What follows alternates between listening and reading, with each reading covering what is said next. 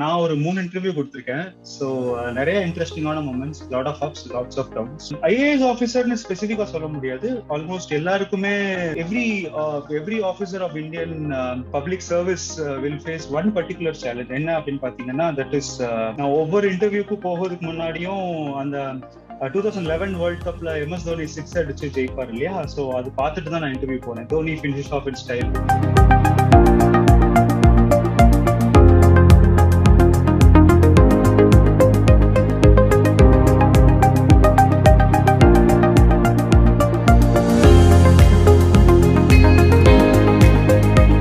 ஃபேமிலியில அப்பா அம்மாவுக்கு ரொம்ப ரிலீவ்டா இருந்தது.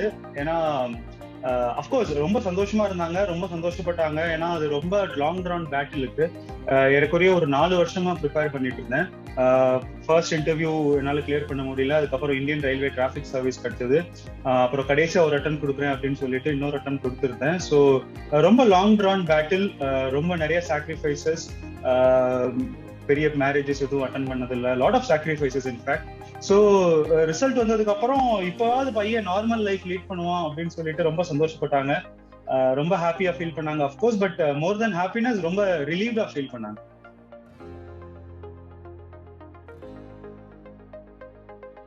ஸோ ஐஏஎஸ் ஆஃபீஸர்னு ஸ்பெசிஃபிக்கா சொல்ல முடியாது. ஆல்மோஸ்ட் எல்லாருக்குமே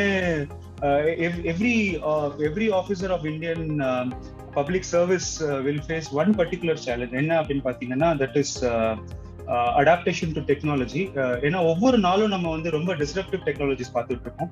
every day on day to day basis we are seeing a lot of disruptive technologies. அந்த டெக்னாலஜிஸ் பார்த்தீங்கன்னா அந்த டெக்னாலஜிஸ்க்கு நம்ம அடாப்ட் ஆகிறது தான் மிகப்பெரிய சேலஞ்சுன்னு நான் பார்க்குறேன்.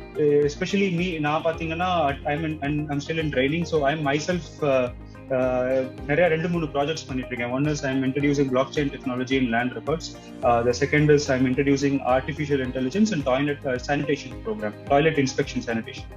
ஸோ ஒரு டெஸ்பரேட் நீட் இருக்கு இந்தியாவுக்கு. என்னன்னா, we have to catch up with these advanced countries, for example US and China, in terms of technology.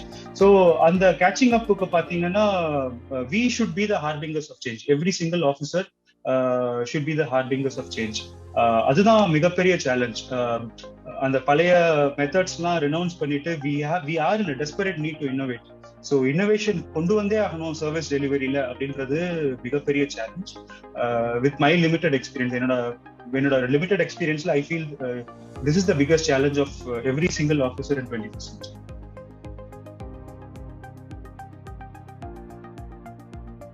இது பல ஆஸ்பிரன்ஸோட கனவு அங்க போகணும்னு சொல்லிட்டு. அவ்வளோ அழகான லொகேஷன், அவ்வளோ பியூட்டிஃபுல்லான location. It lives up to the expectation that everybody has. அங்க வர்ற ஒவ்வொரு ஆஃபீஸர் ட்ரெயினிக்கும் பாத்தீங்கன்னா என்னை பொறுத்த வரைக்கும் வந்து அவங்கள்ட்ட எல்லா ஹார்ட்வேருமே இருக்கு. ஸோ LBSNA என்ன பண்ணுது அப்படின்னு பார்த்தீங்கன்னா, it provides the necessary software and creates an complete ecosystem that is necessary for the government. So confidence build ஆகும். I was particularly எனக்கு ரொம்ப கான்ஃபிடன்ஸ் பில்ட் ஆச்சு. ஏன்னா அது வரைக்கும் ஒரு க்ளோஸ் ரூம்ல 4 ரூம்ல நம்ம படிச்சுட்டு இருந்திருக்கோம். ஒரு 100கணக்கான ஒரு equals, will be fighting with equals. ப்ரிப்பரேஷன்ல பாத்தீங்கன்னா will be fighting with unequals. Once we get into service, FC நடக்கும்போது பாத்தீங்கன்னா ஒரு 400 பேர் 500 பேர் வந்திருப்பாங்க. So will be competing with equals, எல்லாருமே ஈக்குவல்ஸ் தான்.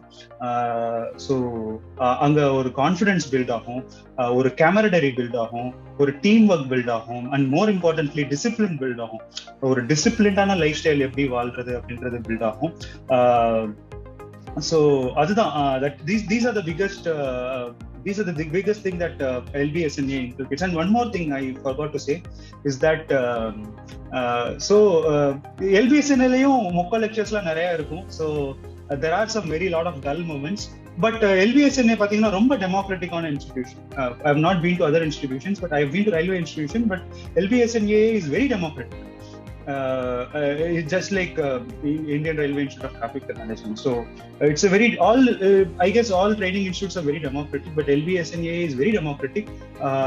உங்களுக்கு ஏதாவது பிடிக்கல அப்படின்னா, உங்களுக்கு ஏதாவது ரெலவெண்டா இல்லை அப்படின்னா நீங்க ஓப்பனா பேசலாம், ஓப்பனா சொல்லலாம்.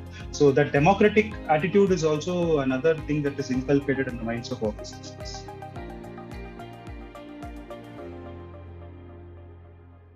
என்னோட இன்ஸ்பிரேஷன் அப்படின்னு பாத்தீங்கன்னா 2 பேரு. ஒன் இஸ் MS தோனி, இன்னொன்னு வந்து ரஜினிகாந்த்.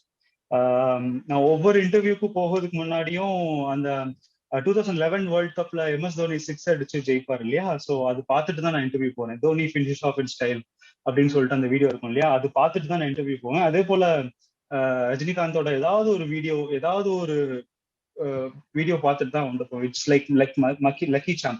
ஸோ இவங்க ரெண்டு பேரையும் பார்க்கும்போது ஒரு டிஃப்ரெண்டான எனர்ஜி வரும் எனக்குள்ள. So that is something that it is something that I'll never be able to substitute it with. இவங்க ரெண்டு பேருக்கும் நிறைய சிமிலாரிட்டிஸ் இருக்கு. என்னன்னு பாத்தீங்கன்னா, இவங்க ரெண்டு பேரோட கேரியருமே வந்து they built it from scratch. ஒரு ரொம்ப நார்மலான ஒரு இடத்துல இருந்து they became who they were. Lot of sacrifices, lot of pain, நிறைய வழிகள், நிறைய sacrifices. ஸோ இதெல்லாம் கடந்து எனக்கும் அந்த வழி எல்லாமே இருந்தது. Nothing was serve to me in platter. So ஒவ்வொரு சின்ன விஷயத்துக்கும் நான் அவ்வளோ கஷ்டப்பட்டிருக்கேன். ஸோ இவங்களை பார்க்கும்போது I was able to relate myself and I use to see them before going to interview.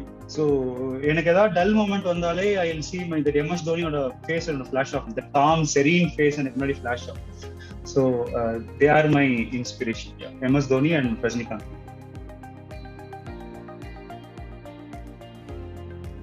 So I was a complete night buff. என்னோட preparation mostly nightல தான் இருக்கும், because I will never be able to get up in the morning. I'm not an early riser. So 6 மணிக்கு எந்திரிக்கிறது நான் ரொம்ப வருஷம் கஷ்டப்பட்டு என்னால முடியாம போனது. So நைட் நான் ரொம்ப நேரம் படிப்பேன். So that is my routine. So என்னன்னா every day morning this is my routine pattern. Every day morning I'll kickstart my day with watching a TED video or doing an online course. So ஏன்னா morning time எந்திரிச்சோன்னே பார்த்தீங்கன்னா mind ரொம்ப ஃப்ரெஷ்ஷாக இருக்கும். So அப்போ ஏதாவது ஒரு யூனிக்கான விஷயம், ஏதாவது ஒரு இன்ட்ரெஸ்டிங்கான விஷயம் பார்க்கும்போது மைண்ட்ல பயங்கரமாக நிற்கும். ஸோ அப்போ பார்த்தீங்கன்னா I watch a TED video in YouTube even before me getting up from the பெட்ல இருந்து எந்திரிக்கிறதுக்கு முன்னாடி I watch a TED video and that routine is there even now. So before I get up and go to brush I always watch a TED video or do an online course. ஒவ்வொரு online கோர்ஸ்ல a lot of online course, game theory by Stanford University, machine learning, blockchain technology, ஏதாவது ஒரு online வீடியோவோட ஒரு video மட்டும் பார்ப்பேன். 10-minute video இருக்கும். So that is how I start my day. And after that so my day will be divided into 3 parts. The first part I will dedicate for one subject. The second part I will dedicate it for another subject, and the third part I will reserve it for this one, a newspaper க்கு third part நான் கம்ப்ளீட்டா reserve பண்ணிடுவேன். Newspaper will always be at the end of the preparation because அந்த டே முடிவுல ரொம்ப டயர்டா இருக்கும், ரொம்ப எக்ஸாஸ்டடா இருக்கும். ஸோ அப்போ வந்து ஐ வில் ரீட் நியூஸ்பேப்பர். அப்போ ஹெவியான சப்ஜெக்ட்ஸ் படிக்கிறதுக்கு நமக்கு எந்த ஒரு மோட்டிவேஷனுமே இருக்காது. So I use to reserve newspaper வந்து நான் ஒரு டேயோட எண்டில் தான் நான் படிப்பேன். ஸோ அந்த செகண்ட் பார்ட்டுக்கும் தேர்ட் பார்ட்டுக்கும் நடுவில் invariably I used to go to gym. So that is required to unwind myself and begin. So the next day அன்னைக்கு நடந்ததுல அந்த எக்ஸாஷன் எல்லாமே போயிடும். With a fresh mind I'll take the newspaper and finish my third part.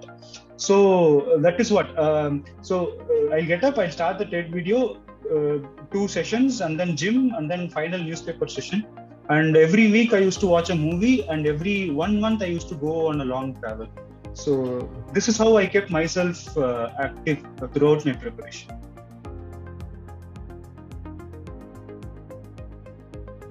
Bharat Darshan is a very unique experience, I feel, and I wish every aspirant who's watching this channel should experience Bharat Darshan. Bharat Darshan பத்தி பேசணும்னா இன்னைக்கு ஃபுல்லா பேசிட்டே இருக்கலாம். அவ்வளோ விஷயங்கள் அந்த பாரத் தர்ஷன்ல நடந்திருக்கும். பிகாஸ் நீங்க எந்த ஒரு IAS ஆஃபீஸர் கேட்டிருந்தீங்கனாலும் the most memorable part of their career அப்படின்னா பாரத் தர்ஷன் தான் சொல்லுவாங்க. அவ்வளோ யூனிக்கான விஷயங்கள் நிறைய இருக்கும். we'll be traveling the length and breadth of the country. But என்ன பொறுத்த வரைக்கும் the most interesting experience, the most unique experience அப்படின்னா 2 தான். ஒன்று என்னன்னா, இது ஏன் யூனிக் அப்படின்னு பார்த்தீங்கன்னா, அது நார்மல் லைஃப்ல கிடைக்காது. அந்தமான் எப்போனாலும் போகலாம், மற்ற எந்த கண்ட்ரீஸ்னாலும் எப்போனாலும் போகலாம். But army attachment and air force attachment அதுதான் ரொம்ப யூனிக்கான எக்ஸ்பீரியன்ஸ். ஆர்மி அட்டாச்மெண்ட் பார்த்தீங்கன்னா, will be living with jawans, will be going to the places, will be going to the borders, see what their life style is, அவங்க என்ன லைஃப்ல என்ன face பண்றாங்கன்றத பார்ப்பீங்க.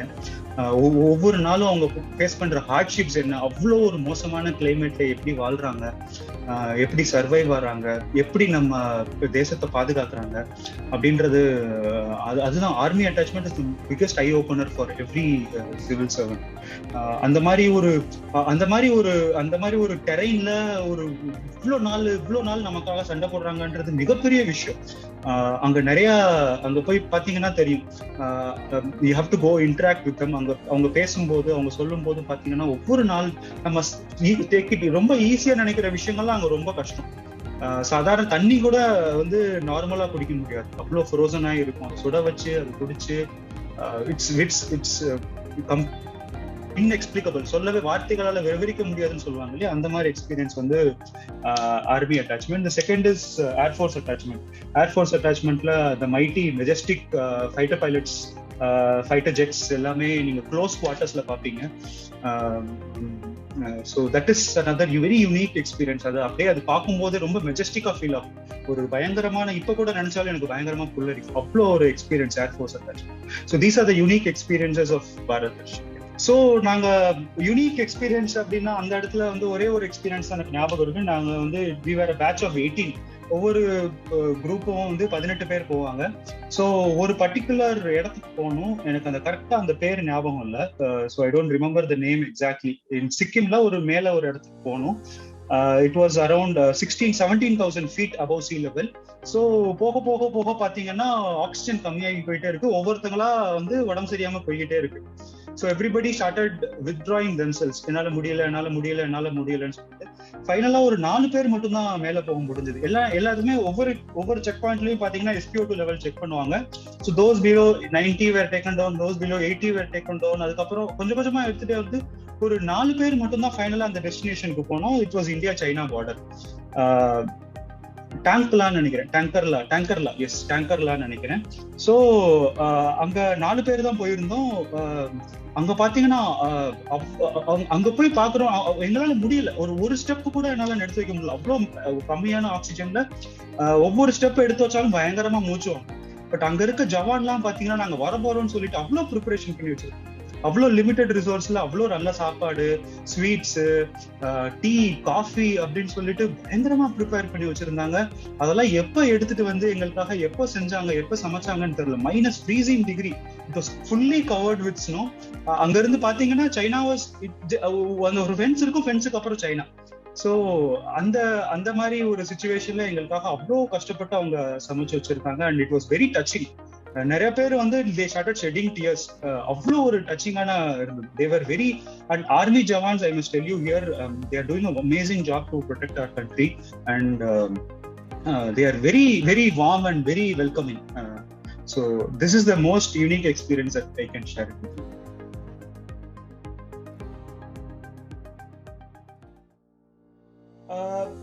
நீங்க வந்து கான்சியஸா நான் பேலன்ஸ் பண்ணணும் அப்படின்னு ட்ரை பண்ணீங்க, ஒவ்வொரு நாளும் நான் பேலன்ஸ் பண்ணணும் அப்படின்னு ட்ரை பண்ணீங்கன்னா அது கண்டிப்பா முடியாது. But there are a few things that you can do to balance your preparation and personal life. Example, so the first thing is during preparation, எல்லா ஆஸ்பிரண்ட்ஸ்க்கும் இது தெரிஞ்சிருக்கும், என்னன்னா health takes a toll, heavy toll. சில பேர் fat ஆவாங்க, சில பேர் பயங்கரமா லாஸ் ஆகும். In my case I became very fat. 110 kg வரைக்கும் போயிட்டேன். ஸோ 110 கிலோ வரைக்கும் போயிட்டேன். So health takes a toll.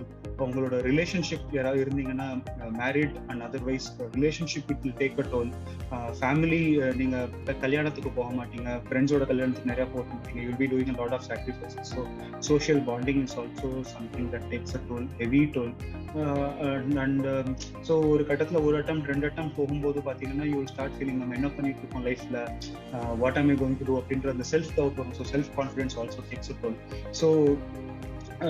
So these are the aspects that takes a lot of toll. So the first thing is you should focus on health. Health is very very very important. This I understood after my first attempt. So health is very important. Consciously dedicate, நீங்க ஒரு 2 hours in a day கண்டிப்பாக உங்கள் ஹெல்த்துக்காக நீங்க focus பண்ணியே ஆகணும். Because the healthy body results in a healthy mind. So நீங்க படிச்சது எல்லாமே வேஸ்டா போயிடும் if you don't have. என்னோட பர்சனல் எக்ஸ்பீரியன்ஸ்ல பார்த்தீங்கன்னா lot of my friends அவ்வளோ கஷ்டப்பட்டு படிச்சுட்டு எக்ஸாம் ஹால்ல போய் ஃபெயிண்ட் ஆயிருக்காங்க. Real life example, I am not exaggerating. Interview ஹால்ல போயிட்டு ப்ரெஷர் தாங்க முடியாம ஃபெயிண்ட் ஆயிருக்காங்க, ரீகலெக்ட் பண்ண முடியாம மைண்ட் டல்லா இருந்திருக்கு. So active lifestyle, go to gym, do jogging, whatever, whatever interests you, dedicate 2 hours in a day exclusively for health, and that is point number 1. And have a very good sleeping routine. This is very very very important. Romba cliched-ஆ இருக்கலாம், but this is very important. 7 hours I would say. 6 hours is also not important. 7 hours of sleep is very very important for every aspirant who is preparing for UPSC. ஏன்னா அவ்வளோ படிக்கிறோம் இல்லையா, அவ்வளோ டஃப்பான concepts, அவ்வளோ books படிக்கிறோம், எல்லாமே மைண்ட்ல வந்து ஸ்டோர் ஆகணும், ரொம்ப இன்ட்ரெஸ்டா இருக்கணும் அப்படின்னா கண்டிப்பா 7 hours of sleep is very very very important. And நான் சொன்ன சில டிப்ஸ் நீங்க ஃபாலோ பண்ணீங்கன்னா it will be like for example going to gym, watching online videos, going to movie, taking a long travel, இதெல்லாம் பார்க்கும்போது that will also act as a unwinding aspect for that is monotonous படிச்சுக்கிட்டே இருக்காம இதுவும் உங்களுக்கு help ஆகும். And have a friend circle. நிறைய பேர் இந்த எக்ஸாம் படிக்க சொல்லுவாங்க, ஃப்ரெண்ட் சர்க்கிள்லாம் வந்து ஒதுக்கி வச்சிடணும் அப்படி இப்படின்னு சொல்லுவாங்க. Have a lot of friend circle. குட்டி ஒரு ஃப்ரெண்ட் சர்க்கிள், உங்களுக்குன்னு ஒரு ஃப்ரெண்ட் சர்க்கிள் கிரியேட் பண்ணிட்டு அவங்க கூட நிறைய பேசுங்க. அண்ட் டைம் கிடைக்கும் போது டெய்லி ஒரு 1/2 hour 20 to 30 minutes நீங்க பேசும்போது இந்த சோஷியல் லாங்கிங்னஸ் இருக்கும் தெரியுமா, அதுவும் உங்களுக்கு பயங்கரமா கம்மியாகும். So you will be doing a lot of sacrifices, but friends கிட்ட பேசும்போது ஸோ அவனும் நம்மள மாதிரி தான் படிச்சுட்டு இருக்கான், அவனுக்கும் இந்த பிரச்சனைகள்லாம் இருக்குன்னு தெரியும் போது ரொம்ப கம்ஃபர்டிங்கா இருக்கும். ஸோ இதுதான் கான்சியஸா பண்ண முடியும். But I must tell you final thing என்ன அப்படின்னு பாத்தீங்கன்னா, at the end of the day நீங்க சக்சஸ் பண்ணிட்டு உங்க ரிசல்ட் அந்த பேர்ல, அந்த ஹோலி பிடிஎஃப்ல உங்க பேர் லிட்டில் சாக்ரிஃபைசஸ் தட் நீங்க பண்ண எல்லா சாக்ரிஃபைசஸ்க்கும் கண்டிப்பாக ஒரு அர்த்தம் வந்திருக்கும்.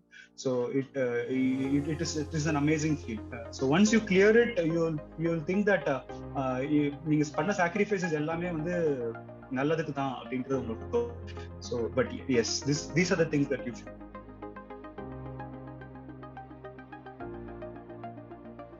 Initially I was not preparing for any other exam. I was just focused on UPSC. But after my second attempt, I started preparing. And IRTS கிடைச்ச உடனே I started preparing for other Indian Railway Traffic Service கிடைச்ச உடனே I started preparing for other exams. Because எனக்கு வந்து OBC problem இருந்தது, so my service was not allocated. So அப்ப நான் என்ன பண்ணிட்டேன்னா I started preparing for other exams because age was also going up இல்லையா. So வயசும் ஜாஸ்தி ஆயிட்டு இருந்ததுனால other exams prepare பண்ண ஆரம்பிச்சிட்டேன். So I gave TNPSC Group 1 exam, prelims mains clear பண்ணேன்னு நினைக்கிறேன், I'm not wrong. So interview attend பண்ணல, by the time அந்த exam வந்து Indian Forest Service exam attend பண்ணேன். So yeah, this is one mistake I did, but which I would advise other aspirants not to do it. எல்லா எக்ஸாமுமே எழுதுங்க, எல்லாமே ஒரு experience தான். எந்த எக்ஸாம்ல எந்த பாயிண்ட் நமக்கு யூபிஎஸ்சிக்கு எக்ஸாம் ஹெல்ப் ஆகும்னு சொல்லவே முடியாது. So and the biggest thing is நீங்க ப்ரிலிம்ஸ் கொஸ்டின் போடும்போது the biggest thing that will pull you down, எது ரொம்ப உங்களை புல் பண்ணும் கீழே புல் பண்ணும் பாத்தீங்கன்னா the fear. ஐயோ இந்த கொஸ்டினுக்கு நம்ம தப்பா ஆன்சர் பண்ணிட்டோம்னா என்ன ஆகும், நம்ம வாழ்க்கை என்ன ஆகும்ன்ற ஃபியர் தான் வந்து it will not help you tick that answer. So உங்க கெரியர் ரொம்ப ஸ்ட்ராங்கா இருந்தது, if you have had an alternative option இருந்தது அப்படின்னு பாத்தீங்கன்னா that அந்த fear வந்து உங்களால ஓவர் கம் பண்ண முடியும். So I would advise all the aspirants to write all the exams simultaneously. Career secure பண்ணிட்டு அப்போ நீங்க ஓபனா கொடுங்க, prelims ஈஸியா clear பண்ணுங்க.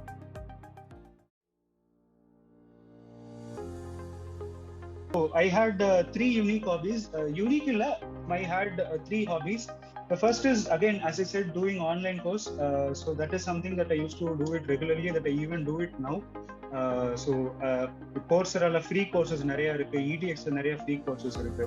So I used to do Khan Academy is there. So I used to do online courses. That is one hobby. The second hobby is traveling. I have traveled length and breadth of the country with my bike. So that is second hobby. And the third hobby is reading books related to wildlife. I'm a nature buff, so I'm a wildlife enthusiast. So அதனால I have read extensively about wildlife and nature related books. These are my hobbies.